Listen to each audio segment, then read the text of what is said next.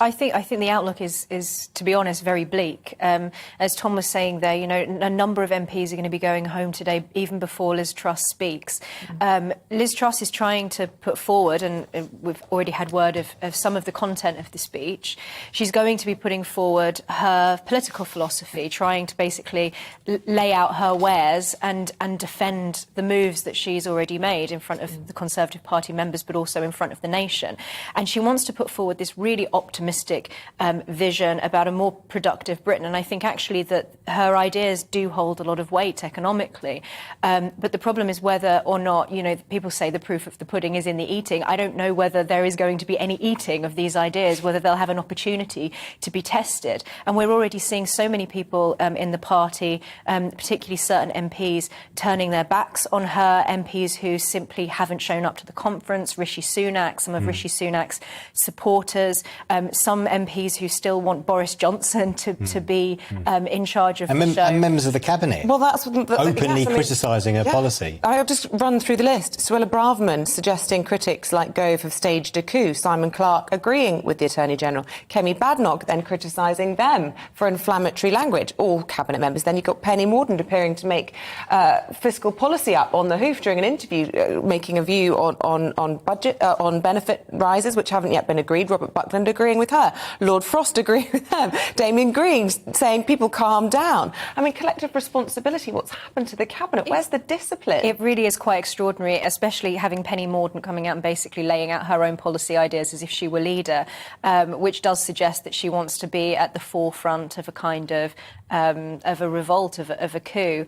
Grant Shapps also coming out and criticising Liz Truss's policies.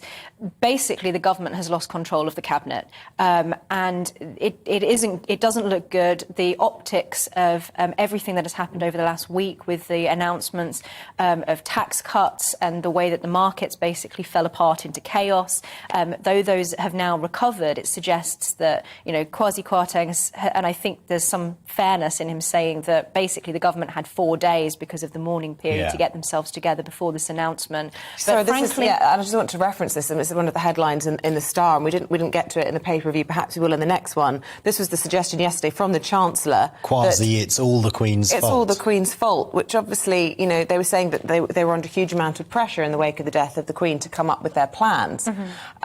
That's a terrible move from him. And then yesterday on GB News with our economics editor, Liam Halligan, we'll play the clip in a second, but basically appearing to say they're not bringing forward their fiscal plan to the end of this month, and it will stay on. Let's have a listen to that clip so we can show it. You are going to bring forward the fiscal assessment in conjunction with the Office of Budget Responsibility.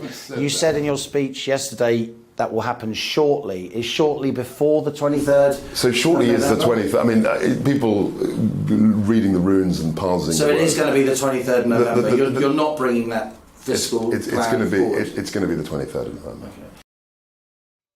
Emma, it was the 23rd. Then there were briefings. It was going to be shortly. Then he says it is the 23rd. But then we're hearing that actually it in stone is still the 23rd because they haven't got a new date.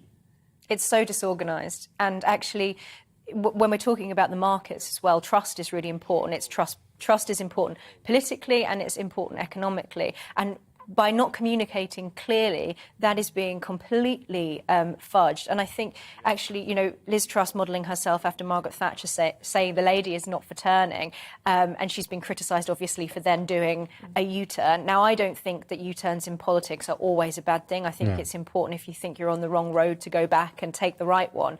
But I think just in terms of optics, Liz Truss has been very adamant, and as has Kwasi Kwarteng, that they don't mind being unpopular, that they know what is best for the country, and they're going to go ahead with that, even if it doesn't play well. But the issue is that ultimately she's still the head of a party. She still needs to have political consensus. She needs to have the country and the parliamentary party behind her. And if she can't pull them together, then, as Tom was saying, it's not dissimilar from being in a situation like with a hung parliament. We've got a 70-seat majority, and yet nothing is going through efficiently. So I think, Liz Truss really needs to, even if she does think she's the heir of Thatcher and the lady is not for turning, she needs to really knuckle down on the political communication side of things, because that's really important. I think the communication with the cabinet has been bad, the communication with the party has been bad, and the communication with the public has been bad. So this speech gives her a real opportunity to try and clear some things up, but there's only so much that a speech can do.